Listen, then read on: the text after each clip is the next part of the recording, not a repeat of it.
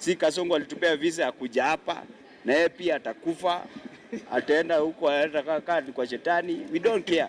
Wale tumechaguliwa kwa chama cha UDA kama Jane Kihara, kama Kagushia, tumesema yeye ni one term na ni sisi ndio tulikuwa tumemchagua. We will not be silenced. We will not keep quiet. We will talk about the ills of this government, the ills of this regime. We will tell Kasongo one term. We will say it whenever we are. So nimefika climax.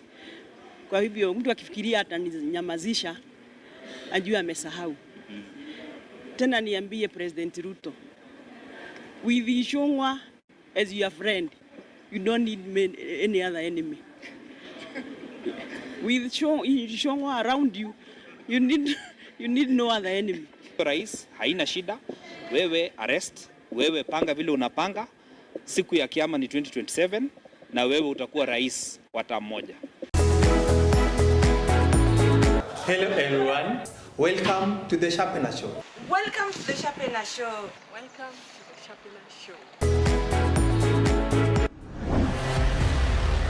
Today we were in court and they brought charges against Mheshimiwa Jane Kihara, the Member of Parliament for Naivasha.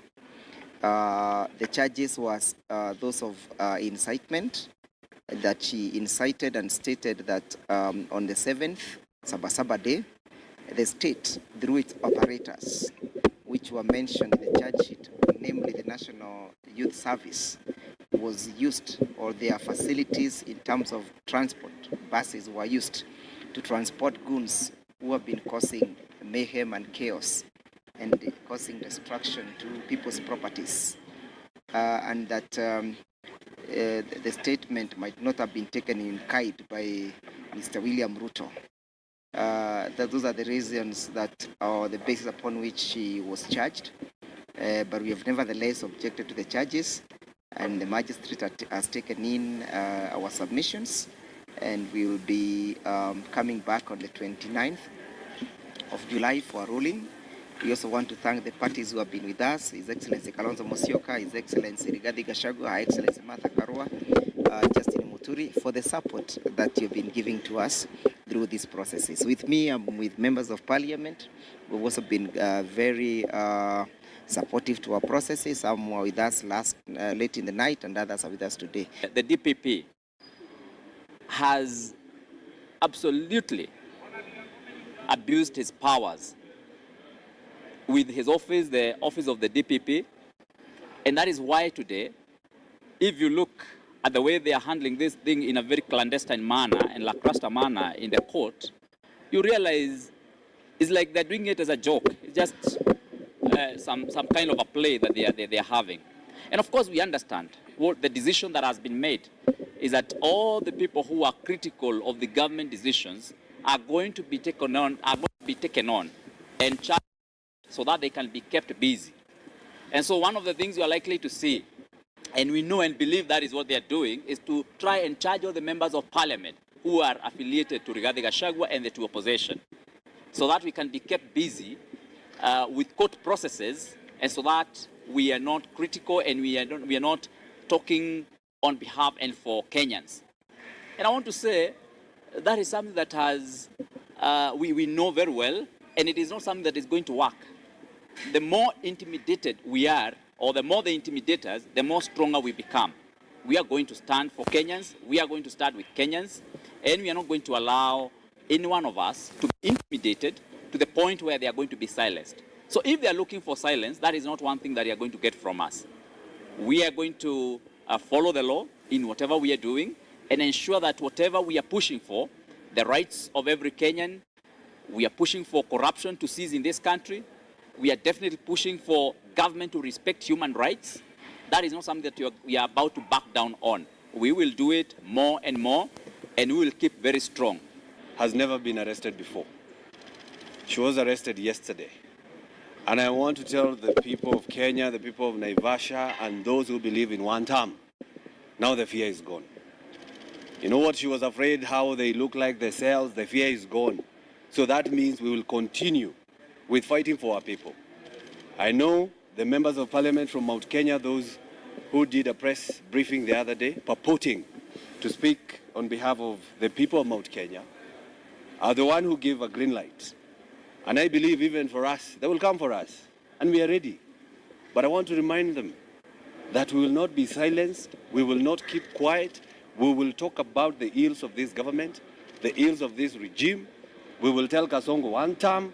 We will say it whenever we are. Even if they bury us, we'll be able to lift one hand and point to the skies saying one time. But I want to urge the members of parliament who are dining with Kasongo, who are giving these press briefings so that they can profile us, those who are fighting for the people. I want to remind them to be like Esther in the Bible. Esther was a Jew.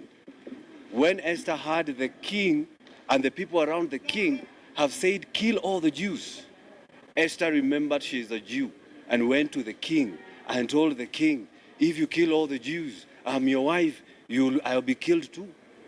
So I'm telling them, if you hear those around the president perpetrating or coming up with all these plans against your own people, be like Esther. Go tell them, please, when you do this to our people, it will be us who will be next. So it is a Bible verse, so go read it and read it very well. But what we are saying is that we are not going to be cowed.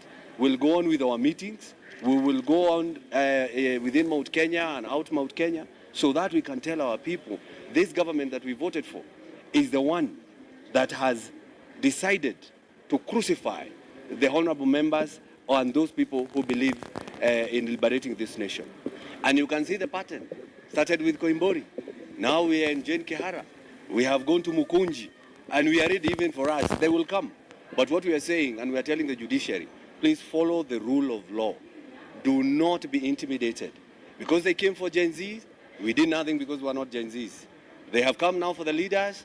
Probably some people are not doing anything because they are not leaders. Now, when they come for the judiciary, who will be there to fight for the judiciary? So we are telling judiciary, let's follow the law, and we thank the judiciary today because they have listened and they have given us an opportunity to defend and to say what is supposed to be said when it comes to matters of small issues and small cases that was brought before the court to say that Honorable Jane Kihara has broken the law. Which law? It is freedom of expression. And if at all, whatever they are saying, she has broken the law, if you look at those words that she has said, if at all she said them, compare with what Ruto himself is saying. Enough is enough. Nimewazoea. Sijui nimefanya nini. Look at those words and James and see who is supposed to be on this court of law. Those are the things that we are saying today. Ruto sio sheria. William Ruto sio Mwenyezi Mungu. Na William Ruto hata tunyamazisha wale wako na maoni tofauti. Wale tumechaguliwa kwa chama cha UDA kama Jane Kihara, kama Kagushia, tumesema yeye ni one term na ni sisi ndio tulikuwa tumemchagua. Lakini kwa sababu hatujaridhika na vile anafanyia wa Kenya, tumesimama kusema vile anavyofanya si sawa. Lakini ya muhimu zaidi, kwa nini DCI? Kwa nini wale wanaenda kamata watu? Ile list Shongo alisoma kwa bunge ndio list mnaenda kutimiza. Inamaanisha this is selective justice. Ni watu wameketi chini kuamua, wacha tuhangaishe huyu na tuhangaishe huyu. Ya mwisho rais, haina shida, wewe arrest, wewe panga vile unapanga, siku ya kiyama ni 2027 na wewe utakuwa rais wa term moja. It is the government of the day under William Kasongo Ruto who invited goons to come and disrupt these protests. And after that, he started calling our youths goons and he's been trying to kill them in the pretext that he's going to protect public property. It cannot be lost to Kenyans. It is Ruto who invited goons to come and try and manipulate the whole process of protest in Nairobi. And now that he's purporting to issue orders about shooting people in the leg, tumesikia Nelson Koech akisema watu wapigwe risasi wakufe. Kutoka wale watu wote wamekufa, wameua goons wangapi? Sisi tunajua aliua kijana wa mask, wameua mtoto Dumberi, wameua mtu mwingine alikuwa Ido. Hakuna hata sura ya guni yote tumeona amepigwa risasi. Kwa hivyo hii ni mambo yao na sisi nasema hawatatutisha. No amount of intimidation itatutisha. Hii nchi ni yetu. Si Kasongo alitupea visa ya kuja hapa na yeye pia atakufa. Ataenda huko atakaa kwa shetani. We don't care. So kila mtu akona moyo moja na acha kutisha mama yetu hapa hivi. Watu wanaongea vibaya, akina Kamketo wanasema wataleta goons Nairobi. Hiyo ni statement tosha yenye mtu anafaa kushikwa na afungwe maisha. Lakini wanakuja kutafutia makesi zenye haziko, lakini kila kitu ni kwa muda. And we are ready for them. We must speak out because one day future generations utauliza Kasongo akipeleka hii nchi hadi hapa, mlifanya nini? Sisi kazi yetu ni kuongea na tutaongea hadi atoke. Na ile siku yenye mimi nitafurahi sana ni ile siku gazeti mtaandika former President William Ruto, hiyo tu nikisoma hapo ndio nitafurahi. Kwanza nikushukuru mawakili wakiongozwa na His Excellency Kalonzo Musyoka, na nipongeze supporters wale walikuja hapa kotini na wale wanatufuata, na kwa social media nimeona a lot of support. Na kwa vile mmesikia hii kesi haijaisha, sitaweza kuongea mambo ya kesi kwa sababu mawakili wameongea, sitaki wanifuate tena, lakini nimefika climax of my politics. Kulala cell, mimi sijalala cell. Hata to be booked kwa OB, I've never been booked, so nimefika climax. Kwa hivyo mtu akifikiria ataninyamazisha ajue amesahau. Tena niambie President Ruto, with Ishongwa as your friend, you don't need any other enemy. With Ishongwa around you, you need no other enemy. Kwa sababu huyo ndiye anakosea wa Kenya. Najua alinitusi, akaniambia ni behave my age. My age ni hii. To fight for Kenyans, to fight for my people. Hata kama ningewekwa cell wiki mzima, I am prepared. Mimi sizai, kazi yangu ni kupigania. Najua hawa ni wangwana, hawa ni wadogo, wako na watoto wanalea. Hawa ni watoto wangu.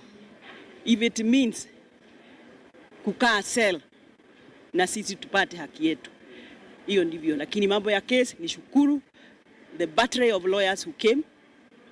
Nishukuru my supporters na niambie Kenyans, we have to keep fighting because our country is going to the dogs. I'm your host, Mr. Sa. Mr. Sa. Mr. Sa.